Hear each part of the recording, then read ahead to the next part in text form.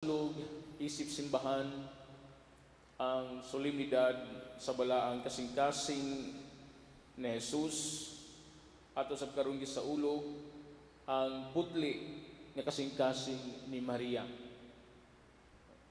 The twin hearts of Jesus and Mary. So human nato sa uluga ang balaang kasing-kasing sa tumanunubos sa Jesucristo. Gisunod nato pag sa ulog ang Immaculate Heart of Mary. Now, atong isintro ang atong pagpamalandong karon diha sa putli nga kasing-kasing ni Maria. Sa sinugdanan pa lang, si Maria, nasayod kita nga gipili siya sa Dios nga mamahimo siyang inahan sa ato ang manunubos.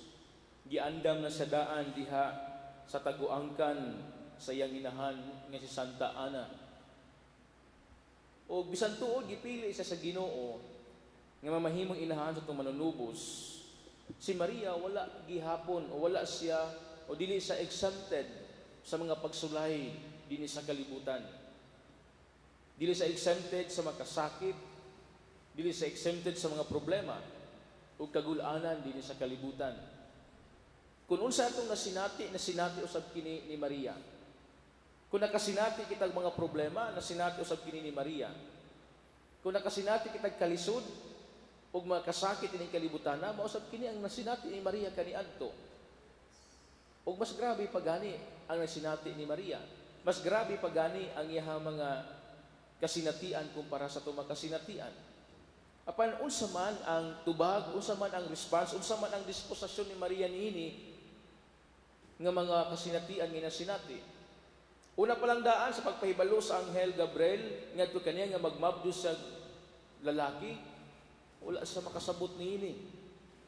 Apan ang iyang kasing-kasing namati sa kabubuton sa Dios, namati sa Ginoo, sa mensahe sa Ginoo, ug mituman sa kabubuton sa Dios. Human siya magmabdos sa atong manunubos, dilo sa lalim ang iyang mga kasinatian tungod kay nikagi usa sa nagkalain dapit aron mas safety ang bata nga sa Jesus iyang tiyan. Kay gipangita kini sa mga tawo kay labi na ni Herodes nga buot niyang patiyong sa Jesus. Kung sa dihang na tao na sa Jesus, grabe sa mga makasinatian. Karon sa ebanghelyo ato nadungog nga sa dihang nagedad nag 12 anyos sa Jesus, ilamang naandan nga moadtos na sa Jerusalem aron sa pagsaulog sa panginin sa pagsaylo. Unya, sa ilang pagpamauli na wala sila makabantay nga wala din mukuyog kanila ang batang Jesus nagpabilin sa Jerusalem. Usa pa kaadlaw usa na nabantayan nga wala din kuyog niyang bata, wala din kuyog nila ang iyang anak. Muna yang gipangita asa iyang anak. Yang gipangita nga siya mga paryente, siya mga kasilinganan. Wala. Pero bisan pa man ni ana, walay gibasol si Maria. Bisan pa man nawala ang iyang anak, walay gibasol si Maria. Wala niya basula si San Jose. Wala niya basula ang iyang mga paryente, wala niya basula ang iyang mga higala. Kundi nagpabilin sa pagkamapaubsanon si Maria, nagpabilin siya sa pagpamati sa iyang kasing-kasing, kung sa gayud ang kabubuton sa Dios kaniya, ug sa gayud ang mensahe sa Dios kaniya.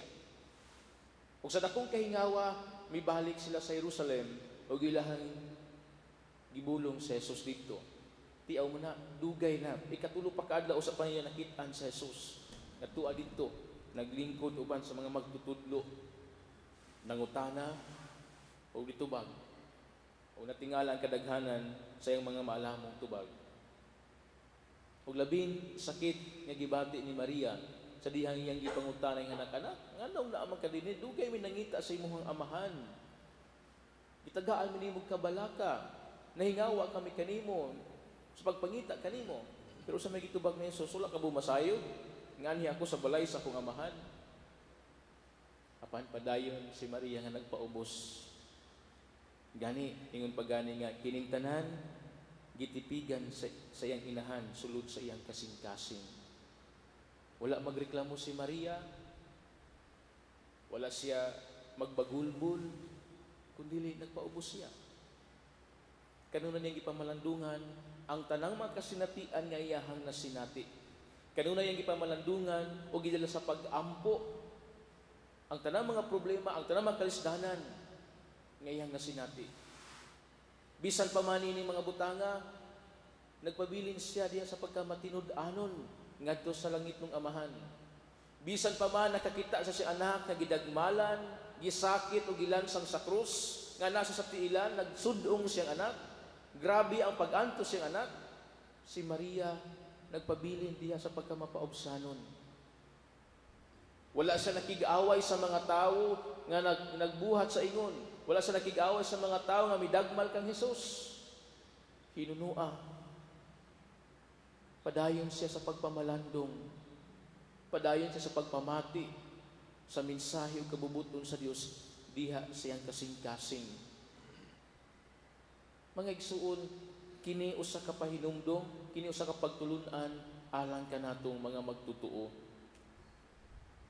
Diha sa adlaw-adlaw nga pagkinabuhi, matag karon unya makasinati kitag makasinatian nga makapaluya kanato. Makasinati kitag mga problema, mga kalisdanan nining kalibutana. Apan unsa man atong disposisyon sa tong kaugalingon niini, giunsa man nato ni pagsagubang, giunsa man nato ni pagatubang. Mikusog ba ang atong pagtuo pagsalig ngadto sa Dios? Milig-on ba ang atong pagtuo pagsalig ngadto sa Dios sama kang Maria? Usahay ra ba? Kusog ang atong pagtuo, ligo na atong pagtuo pagsalig sa Dios kung wala tayong mga problema nga masinati. Ligo na atong pagtuo sa Ginoo kung wala tayong makasakitan nga masinati. Pero kung kuso-kuso na gani ta sa unos sa kinabuhi, di na ta mga luya. Gani, mabuta sa punto nga itong pangutan-on ang Ginoo, ang iyang existence. Mabuta sa punto nga itong basulon o mahayan ang Ginoo. Pero si Maria, nagpakita ka nato og maayong panitingnan nga sa tanang mga kasinatian nga sinati, nagpabilin siya sa kalig-on siyang pagtuo ngadto sa Ginoo. Ang tanan iyang gipamalandungan. Wala siya magbagulbol, wala siya magreklamo. Kundi ang tanan iyang gipamalandungan, gidala sa pag-ampo ug namati siya kung unsa gayud ang mensahe ug kabubuton sa Dios diha kaniya. Kita usab taliwala sa mga kasakit, taliwala sa mga problema, taliwala sa stress nga tuang nasinati ning kalibutanan. Hinaot sa bunta nga magpabilin kita nga magmatinud-anon ngadto sa Dios. Hinaot unta nga atong pagsalig ngadto kaniya. Kanunay lang gihapong lig-on. Dili kay lig-on lang kun wala kitay mga kasinatian, wala kitay problema. Kung dili sa tanang higayon sa atong kinabuhi, bisag unsa man atong masinati, magpabilin kita sa atong pagsalig ngadto sa Dios sama kang Maria.